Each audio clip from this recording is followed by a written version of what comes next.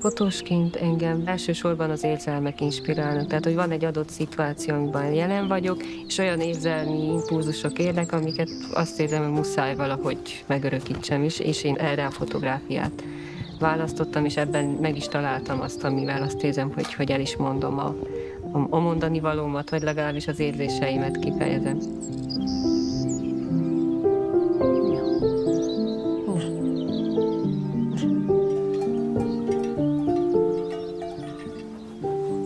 Amiért én a teheneket választottam, és a tehenekkel foglalkoztam, az igazából ugyanúgy az is, hogy a tehenek választottak engem, mert ők voltak aktuálisan a gazdaságban. Gyakran csináltam azt, hogy mikor kint voltak a legelőn, akkor kimentem, és amelyik épp mondjuk az árnyékba feküdt, vagy le volt pihenve, az mellé lefeküdtem, vagy nekidőltem, és akkor az ő ritmusát felvéve megnyugszol.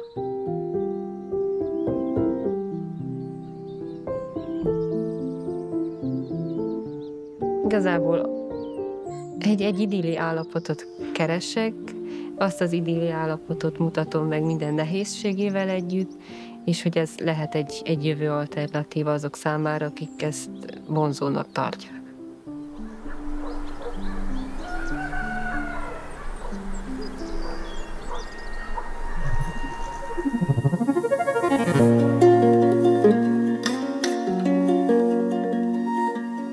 Egy Bányász Anna képet talán úgy lehet felismerni, hogy egy különös pillanatot mutat meg, amit a szabad szemmel nem veszünk észre, vagy egy olyan kivágatot, amit csak ő lát ott akkor, illetve azt, hogy az állatok milyen szépek.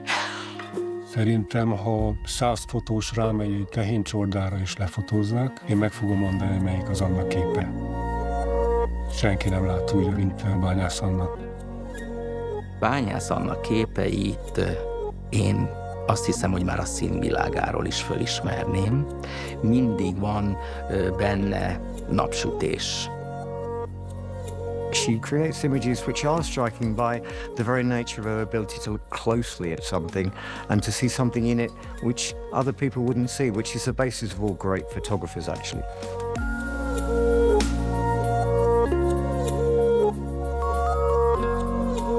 Hogy a beszédben sem tudok hazudni, vagy nem tudok én ilyen fenkölt nagy dolgokat mondani, amik nem igazak, úgy a fotókkal sem tudok hazudni. Tehát amit érzek, az úgy kerül a képre.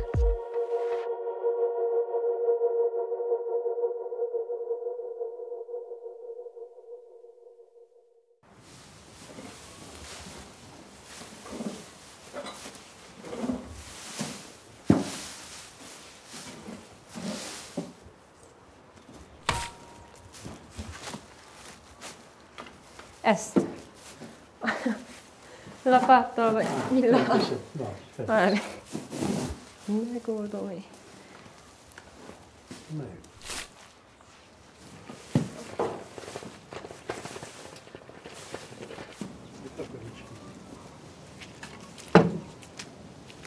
Rendben. Ez elég. Csak akad vele mindent.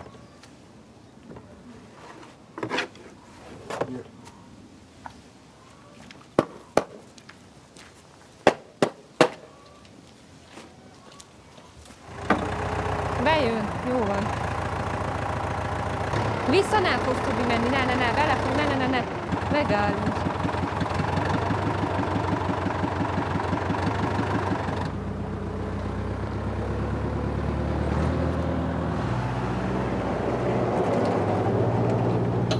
A Gyergyóújfaluban nőttem fel, ott is születtem. 3 generáció nőtt fel egy udvaron. Én rengeteget tanultam a nagyszüleimtől, és mindig ez egy ilyen nagyon kényelmes és jó helyzet volt, hogy ők ott voltak. Nekem a gyermekkorom az szerintem egy ilyen lehető legjobb gyermekkor volt. A szülőkkel és a nagyszülőkkel is nagyon jó kapcsolat alakult ki egész kiskortom, úgyhogy ez mind hozzájárult ahhoz, hogy én ehhez csak visszanyúlni tudok. Megkerült mind a 3 cica. Na, megkerült mind a 3 cica. Igen. Na, befejeztem. Ez a zsidó cseresznye, vagy hogy hívják ezt? Én orosz cseresznye. Orosz. Megöntöztem, és rendbe. Na, ezt jelenti a szeretet. hogy szeretettel adom, és rendbe jöttik. És akkor megpirosodik, szép lesz, akkor fogom odaadni, amikor a legszebb. Valahol ő mindig úgy a helyén volt, és úgy érezte a saját működését, és nem bizonytalanodott el. Én azt tudom, hogy a 3 generációs együttlét az azért jár bizonyos szabályokkal. És valószínűleg ezek a szabályrendszerek, illetve azok a ritusok, amiket megél a családunk, ez mind-mind olyan kapaszkodók, amik segítik a családnak ezt az egységét megtartani. Oda nem néztek így is. Dinamikus hierarchiának nevezem a családon belüli együttlétet, ami azt jelenti, hogy épp az a családfő, az áll a család legmagasabb fokán, aki morálisan is a legmagasabb aktuális álláspontot képviseli.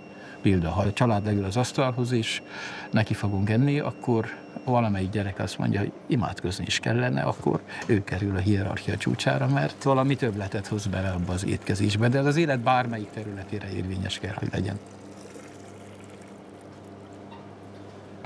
Meghívtál minket a lakomára, az együttlétért tied a hála. Mert úgy szerettél, emberré lettél, kenyeret adtál, velünk is ettél. De először nem ettünk volna, ugye?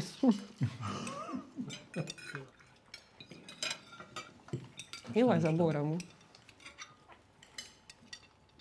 Nagytotám engedett adta, ő a legszívósabb a családban, tehát ő most már 84 éves, de hogy ő az, aki napfelkeltétől sötétedésig folyamatosan tud dolgozni. A munkához való hozzáállást, ahogy lehet örömmel munkát végezni, azt tőle tanultam. Nem erőből dolgozik, hanem technikából.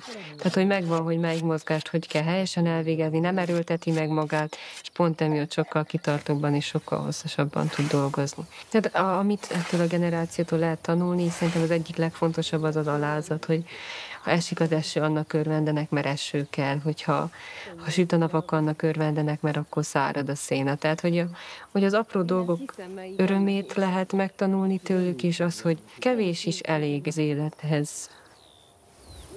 Na lehet, hogy ennyit előre viszek. Nem nehéz, mint ma. Ja.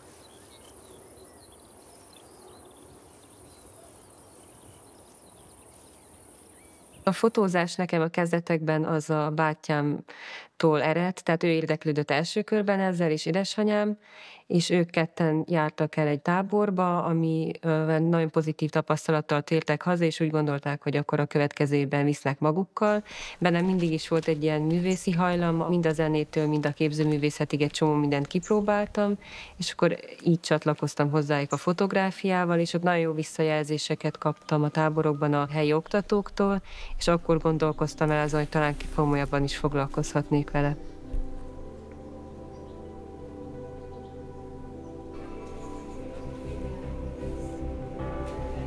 Egy alkotói folyamat az általában úgy zajlik otthon, hogy akár egy beszűrődő fény az ablakon az elindít, hogy na most lehet, hogy találok valamit, mert gyönyörű szép fények vannak, és mondjuk magamhoz veszem a gépet, lemegyek az istálóba, körülnézek, megvannak a kis helyek, a bejáratok, a szallagfüggönyök, amiket én mindig majdnem leellenőrzök, hogy van-e ott valami izgalmas. Itt vagy, hogy ne volnál? Nem.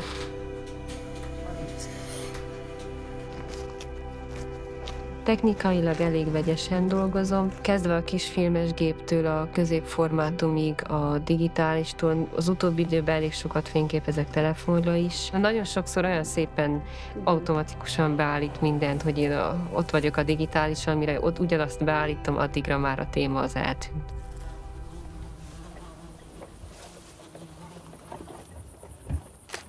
Sokszor pedig, ha még hátul kint vannak a legelőn a tehenek, ha felveszem a ritmusokat, kicsit legalább lehiggadok, van tényleg egy ilyen terápiás jellege, de az sosem működik, hogyha úgy megyek hátul, hogy én most akarok készíteni egy jó képet, készenlétben vagyok, hogyha történik valami, akkor hátra meg tudom csinálni. Igazából a tempót azt ők diktálják, és szerintem ebben pont az a szép, hogy így tudok azonosulni velük, vagy a természettel, hogy nem én döntök.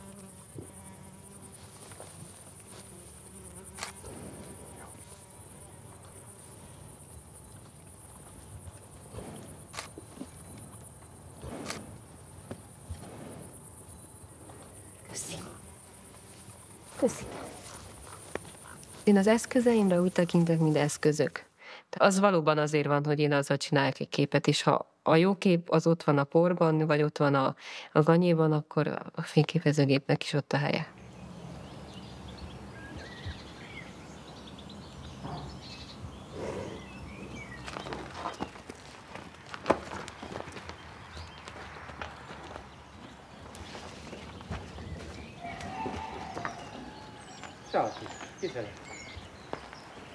A tehenek szinte majdnem, hogy tudnak saját természetük szerint élni. Szabadon vannak, egész nap, szeretve vannak, ismerjük őket. Édesapa úgy is nevezi, hogy neki ők a kolléganői, tehát hogy nálunk nem haszonállatok, hanem munkatársak. A parasztok nem az utolsók a múltból, hanem elsők a jövőből.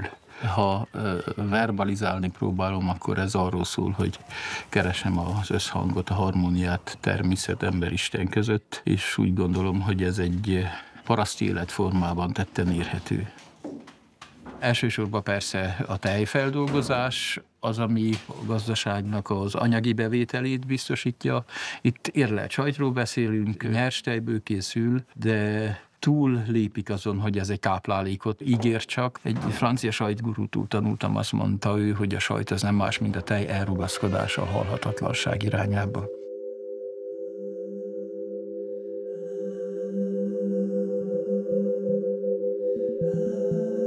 Egyelőre én nem tudom másként nevezni parasztromantikának az, hogy tehát ez a természetközeli életformához visszacsatoló élet, hétköznap az mindenki számára akár a jövőt is jelentheti.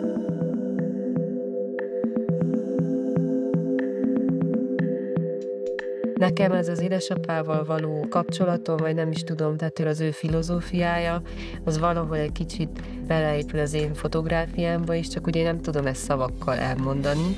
Tőlem meg hallom, és értem, próbálom felfogni, és akkor valahogy így a kettő együtt tud működni, hogy így én meg vizuálisan tudom megjeleníteni. Nem tudom ezt a lelkiséget, vagy ezt a finomságot.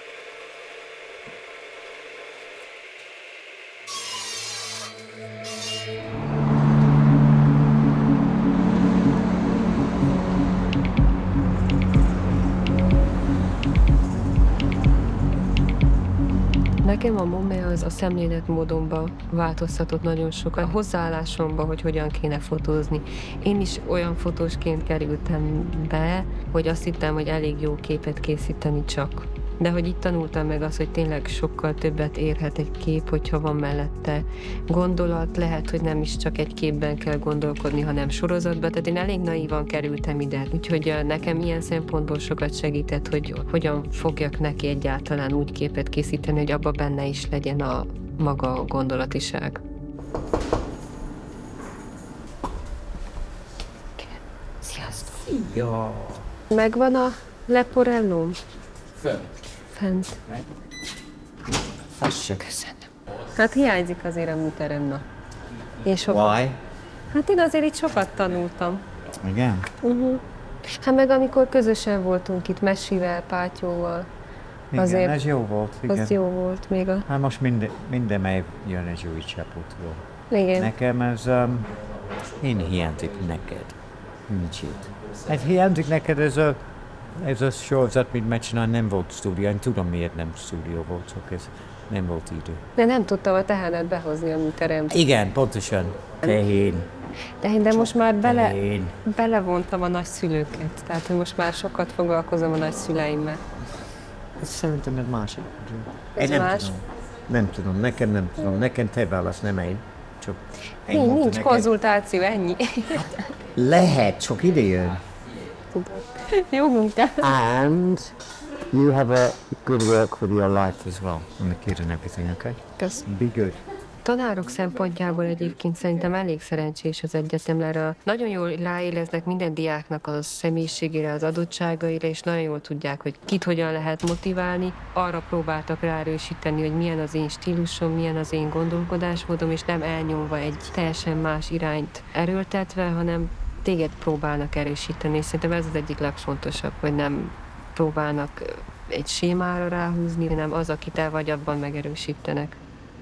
When you think about university, it really is the students that provide the atmosphere and the conditioning for good work to thrive. The students themselves play an important role in maintaining some sort of community within the school. Nagyon sokszor a diplomamunkák társadalmilag is érvényes vagy releváns dolgokat dolgoznak föl. Beszélgetést generálnak azok a munkák, amik itt születnek a fotószakon.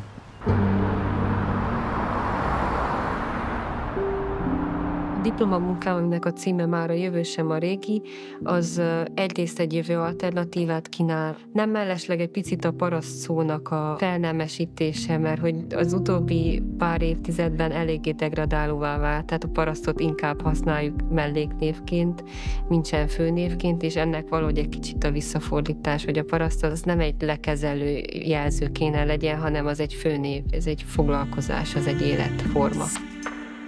Anna mondta, hogy a nosztalgia és az utópia közötti valóságot keresi. Olyan színhatásokat mutat meg nekünk, amit a festőknek az ecsettje tud leképezni általában. Tehát némelyik kép egy ilyen reneszánsz portrénak is beillik. Ezt szokták megjegyezni egyébként a látogatóink is.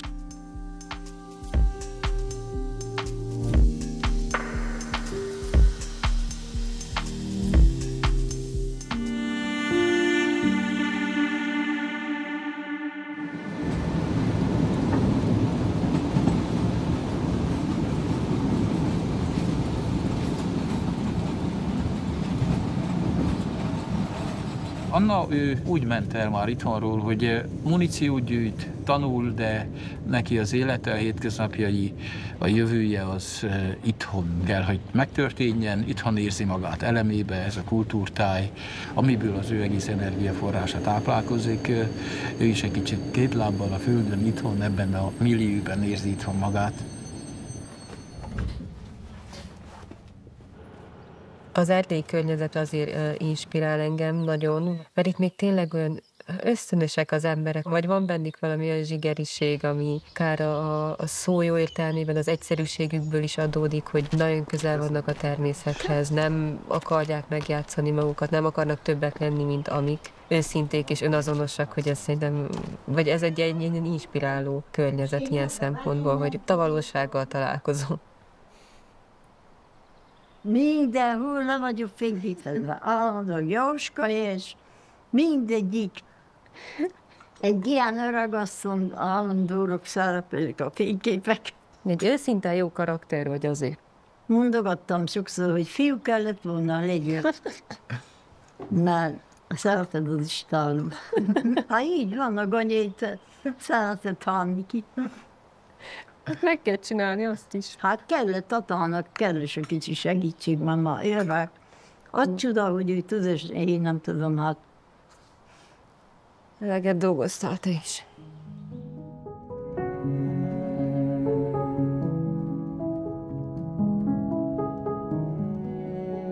Most nekem az a célom a jelenlegi fényképeimmel, hogy azt a hangulatot, azt az érzetet, amit én gyermekkoromban megtapasztaltam abban a nagyon jó gyermekkorban, azt valahogy meg akarom örökíteni, vagy hogy így tovább vinni elsősorban magamnak. Tehát, hogy kicsit olyan, mintha már most előre gyártanék magamnak olyan képeket, amin majd később akarok nosztalgiázni, hogy most milyen jó nekem.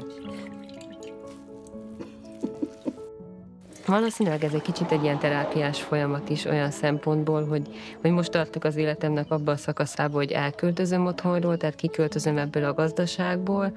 Ezzel én megalapoztam magamnak azt, hogy amíg tehettem, addig nagyon is kihasználtam azt az időszakot, amíg otthon voltam, mind fotózás szempontjából, mind munka, mindennapi teendők szempontjából, és meg is örökítettem magamnak azt, hogy én ott akkor mit csináltam, és erre nagyon jó lesz majd, már most nagyon jó visszanézni.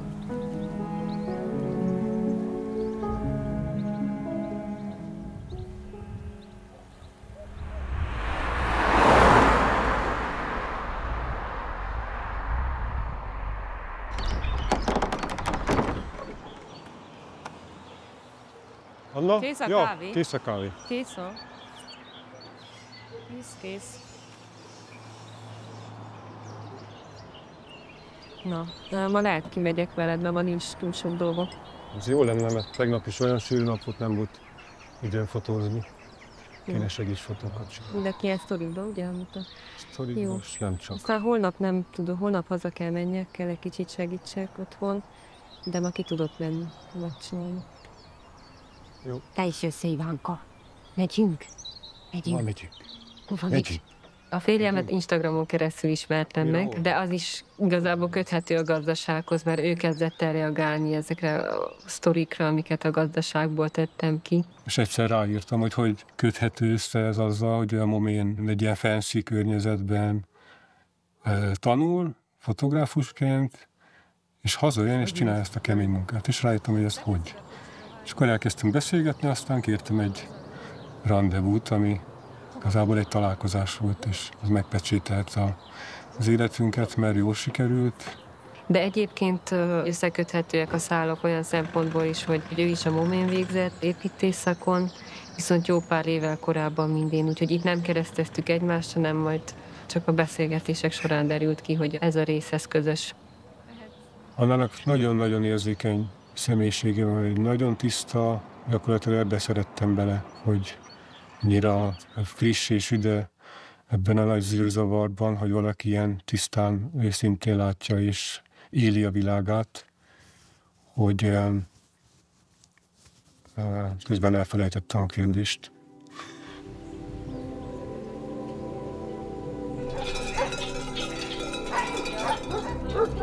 A Gyimesi Skanzen, ami a férjem családjának a vállalkozása, az apósom igazából Szász István hozta létre. 60-as években lehetett volna az egész Gyímes völgy egy skanzen, akármint Hollókő, de sajnos a kommunizmus hatására egy olyan kulturális pusztítás történt, hogy a fiatalok gyakorlatilag cikének meg szégyennek érezték az öreg dolgokat. Nekünk meg az volt a fontos, meg a szüleimnek, hogy gyűjtsük ezt, és megmentsük az utókornak.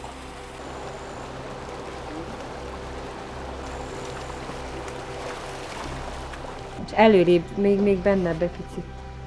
Picit fordítsd felém, hogy legyen oldalasabb. Úgy. Amúgy az sem volna csúnya, ha a kutya bent volna, Ivánka. Iván! Rövidesd le a rokkal mellett. Ott maradsz. Marad. Ügyes kutya vagy. Amikor kimegyek a skanzenbe, és ott is, hogyha fényképezésre kerül a sor, akkor is ez a munkamódszer, hogy mélázgatva és nyitott szemmel sétálgatok. Ott is megvannak már a megszokott adott pontok, amiket mindig leellenőrzök, hogy most szebb-e a fény, és ott is igyekszem ezzel a intuitív megérzés alapú fényképezéssel dolgozni.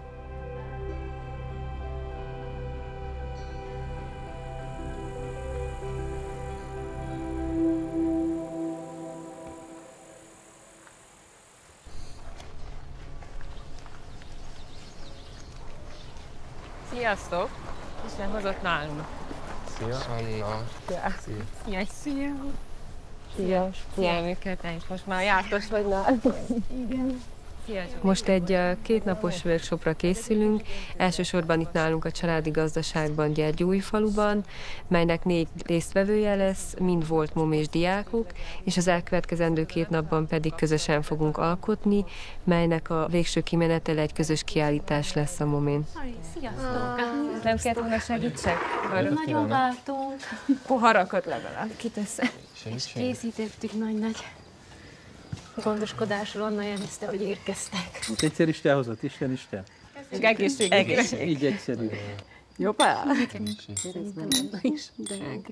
Van egy ilyen Gyergyószent Miklóson egy ilyen öntő, de ami még mai napig aktív, de hogy vannak olyan kihasználatlan területei, vagy olyan terei, amiket szerintem izgalmas, vizuálisan legalábbis mindenképp izgalmas. Igazából kíváncsi vagyok a ti véleményetekre is, vagy a ti álláspontotok is, hogy ti hogyan tudnátok párhuzamba vagy ellentétbe hozni egy lepukkant gyárépületet egy ilyen gazdasággal, ahol minden virágzik, de pont azért, mert minden kis szeglete az használatban van. Közben meg a másik az hal el.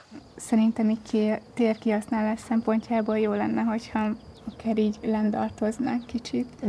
hogy így építkezni így a térben található természetes vagy éppen talált anyagokból, megépíteni. Ez amúgy izgalmas, meg ez rád val is egyébként.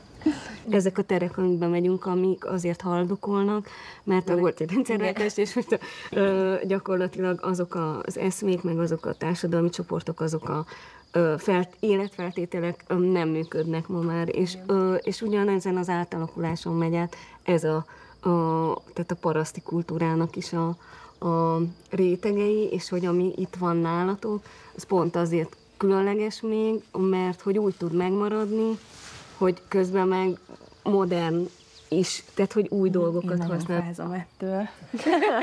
Mert nekem az összes munkám dokumentarista, tehát hogy így maximálisan a valóságon alapszik. Ugyanakkor ez a tér engem nem szólít meg egyelőre, de most megpróbálok nyitottan hozzáállni.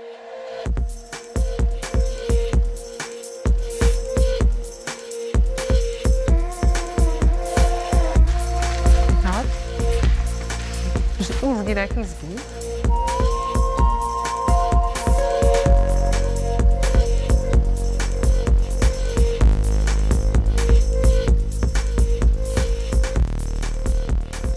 Kész vagytok akkor ezek szerint? Szerintem én csak így elkezdek fotózni.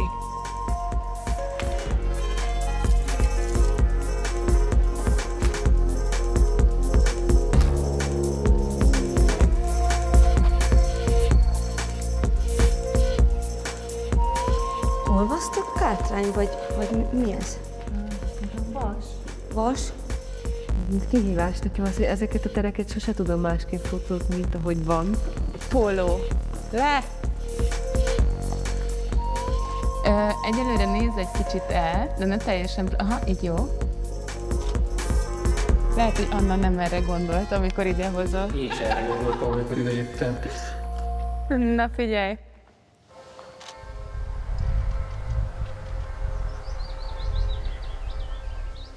Akkor jó reggel! Ez az inspirálós azzal lehet, a terepszerűen lehet.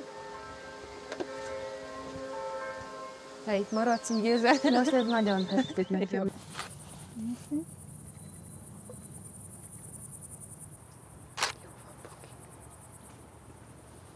Gyere vissza, Bogi, gyere vissza, gyere. Lehet, lépjél le. Profilban most láthatlak. Ja, így profilban? Igen. Hajamat kössön meg vissza. Nem, szép.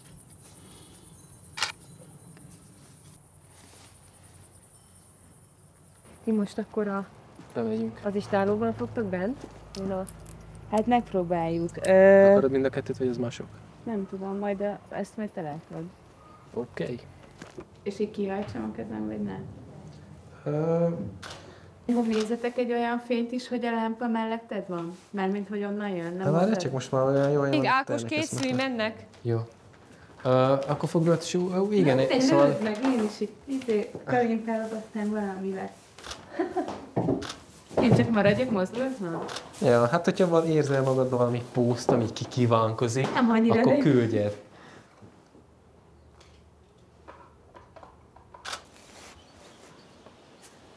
Ide adod azt, és akkor 2 műtermet csinálunk. 2 műtermet. Ez az. Melyiket akarsz venni? Kezdjük a zöld, azzal remélhetőleg már is mutatós sikerélmény születik. És magasabbra kell. Ja. Most egy csomó változáson ment át az életed. Mi az, ami most úgy foglalkoztat? Járok haza. Tehát, hogy ez, Amikor alkotok, a leggyakrabban az mindig itt történik.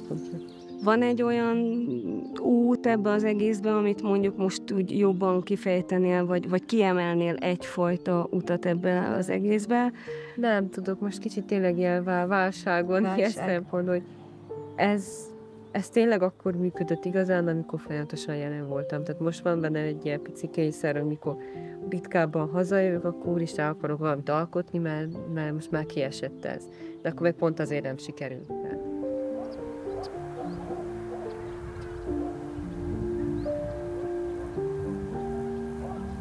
Hát ahhoz képest, hogy tegnap a terekben kezdtünk gondolkodni, hogy a kihasználatlan terek, azt gondolom, hogy mindenki inkább szimbólumokkal vagy vagy metaforákkal játszunk.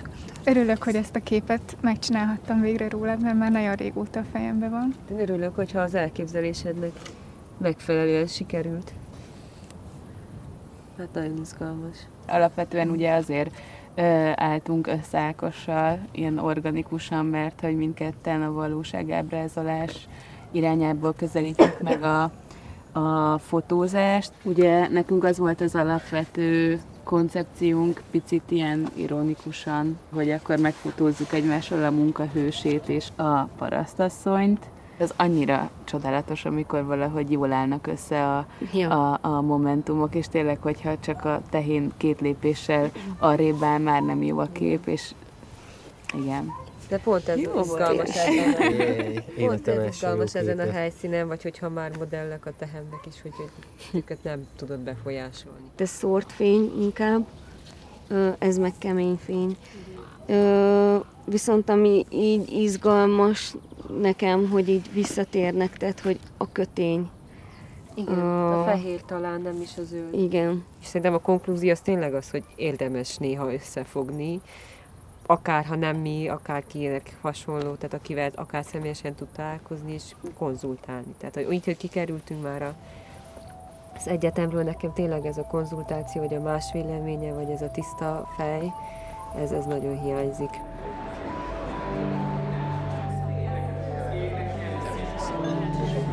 Ebben vannak mindenre számítottak. Ja.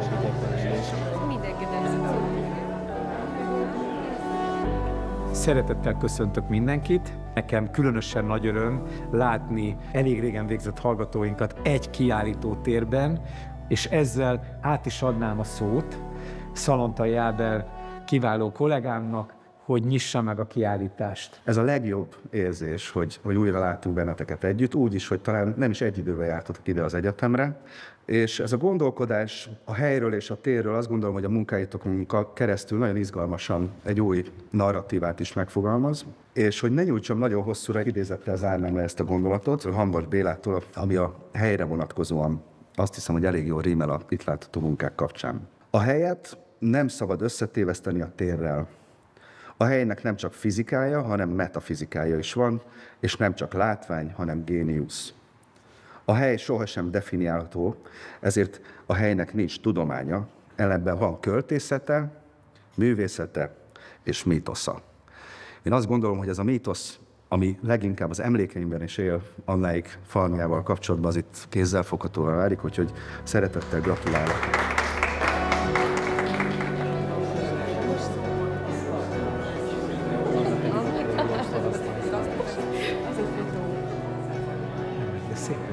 Első nap voltunk a gyárban, második nap nálunk. Szép az, hogy széna, annak a gyűrödés, ezek hasonlóak, mint a ruhának. Jól kitalálta az ember. Jó, és fényben is jól kitalálta. Ez egyik szórt fényben van, látni. Eddig ő a legjobb tanítványod közünk. Tudja a lecke. Egészségünkre. Gratulálok. Egészség.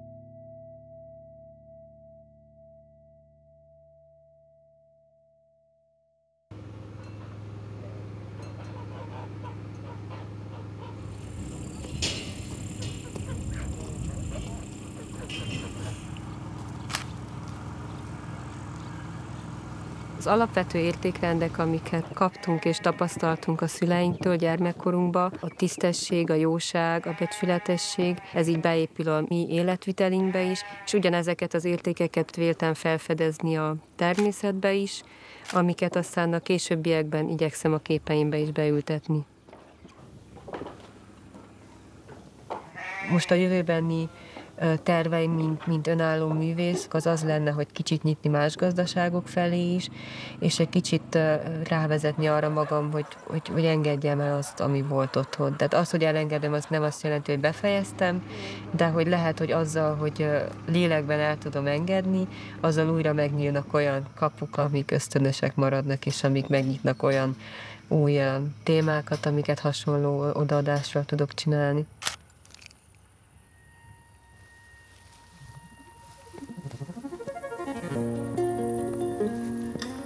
Bennem az, hogy itthon kell lenni, ez nem egy kérdés, vagy hogy ez egy ilyen soha fel nem merült kérdés, hogy nekem el kéne innen menni.